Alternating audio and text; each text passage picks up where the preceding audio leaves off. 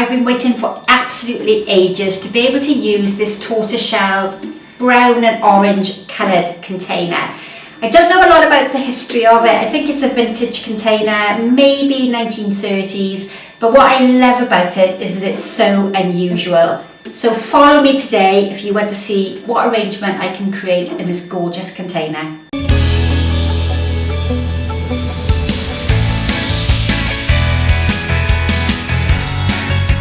Welcome back to another tutorial. Now this is one of the containers that I've picked up in yet again another charity shop, and I felt the colours on it were really quite unusual. This beautiful tortoiseshell pattern, and I've chosen to use an orange colour combination to go with it, an orangey red sort of colour.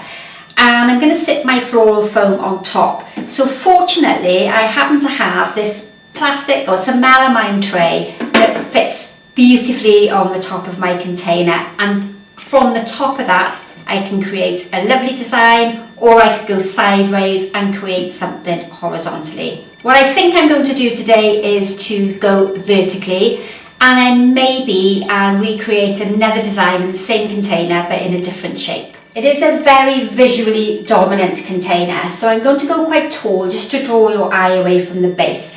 And I've got something today that I don't think I've used before on the YouTube channel. This is a type of reed that will grow in a very boggy location or in a pond, and I have a very small pond in my garden. This happens to grow in abundance in it, so I'm not too worried about cutting it and using it in today's design.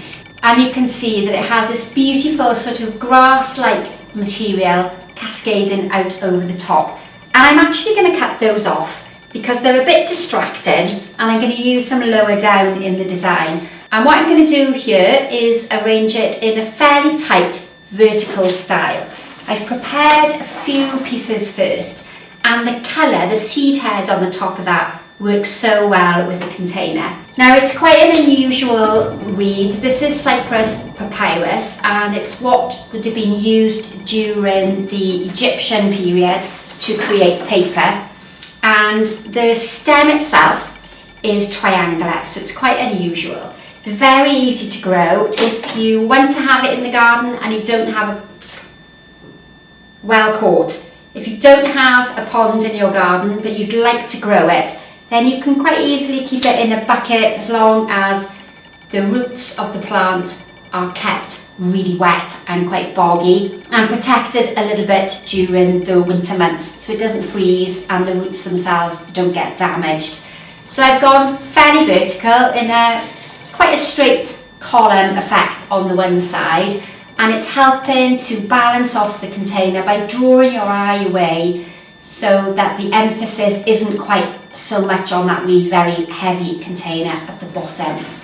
My main flower for this design is an orange lily. It's not quite the same shade as my container, but it's a fairly good link. And as they start to open, when they're at that stage there, it's a good stage for you to just remove the stamens, because that prevents any damage, the pollen contacting anything. And what I'm looking to do is to bring one of these quite tall. If you have an option, use the most closed lily. This one is a bit sort of 50-50. And I'm creating almost like two columns alongside one another. And then I'm going to bring that orange colour all the way down to the front. Beautiful supermarket lilies, nothing that you can't get hold of yourself. And if you don't have that reed that I've got on one side, you could just use some ordinary twigs or some branches. Some birch or some willow will give a little bit of movement. And as you see, I'm stepping forward so that I'm creating that profile that I often talk about. And what I'm trying to do is to stagger the lily heads so that the most open one is going to be nearer the base of my arrangement. That tends to be a little bit more pleasing to the eye. Now this supermarket bunch just has 4 stems. If you had 5, then you would be able to make a bit of a bigger design. If you had less in the bunch, then just spread them out so that there's more space in between the flowers. But the more open head, the bigger lily is going to come in this area here in my focal point. A bit shorter, I think, that's a bit too long.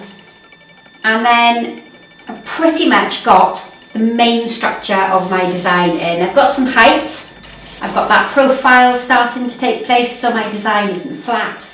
Now I need to consider having some width to the arrangement and bring in some colour and some flower texture towards the back. Now what I do have, which gives me a fabulous colour link between the base itself, is another garden foliage. This one is called Physocarpus. This is Physocarpus diablo, and it's a gorgeous dark red, and this gives me a fabulous colour link between the base.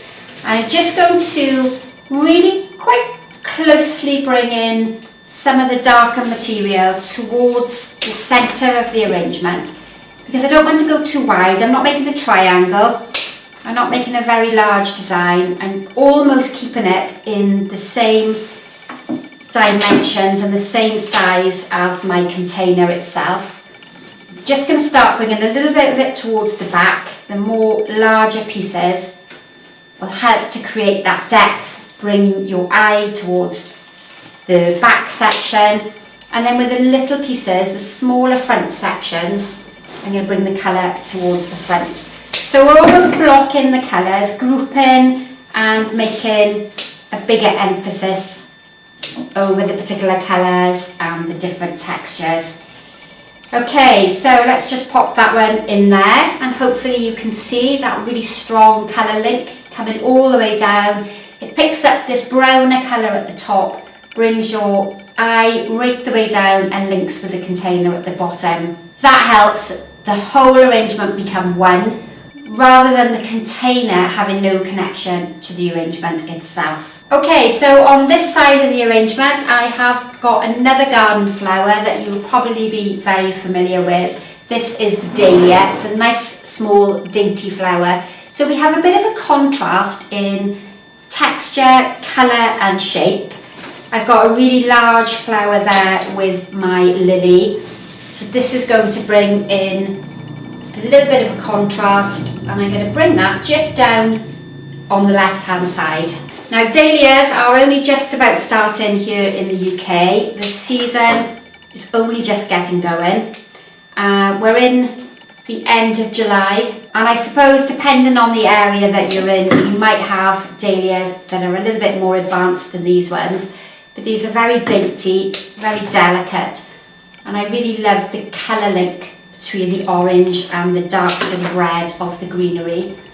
And again, I'm doing the same sort of method. I'm grouping them together on one side, almost like they would grow in the garden. So if you think about a herbaceous border, that was a mouthful. If you think about a herbaceous border, then flowers tend to grow in one section alongside one another. So this is the kind of sort of style that I'm trying to create. So fairly similar to a parallel design, and if you don't know anything about flower arranging, then there are plenty of videos on this channel to help you learn. If you want to understand the principles and elements of design in more detail, then you'll find over on my Etsy store a little bit of a digital download that will help you understand the elements and principles of design. And they're almost like the rules that we use in floral design to help us create a really pleasing flower arrangement. So you'll see there just a bit of a contrast in colour and texture, but still linking in with the oranges and the dark reds of the design. Now to emphasise a little bit of this colour at the base, I'm going to this time use the little reed with just the seed head tucked really neatly in here at the front. It's going to give me a lovely bit of texture and a bit of colour, and it's also going to link between the top part of the arrangement.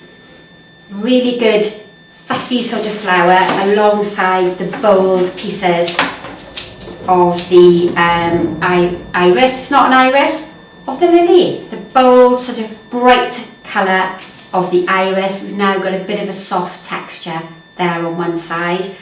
Then with these pieces of the reed, so the top section that I cut off, I'm going to make a few little loops in the arrangement. So the stem end is going to be fed into the foam, and then I'm going to bend the stem over and hopefully insert that back into the floral foam at the bottom. It's a little bit fiddly, but once you get used to it, the technique comes a little bit easier. So in with the base, roll it over and create these lovely enclosed loops, which creates what we call enclosed space. So it makes a bit more of a dominant section on one side of the arrangement.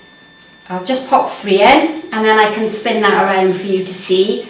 And then what I'm going to do on the opposite side is to use the longer sections to create a little bit of downward movement. So instead of the loops, we've got a more free-flowing use of the greenery.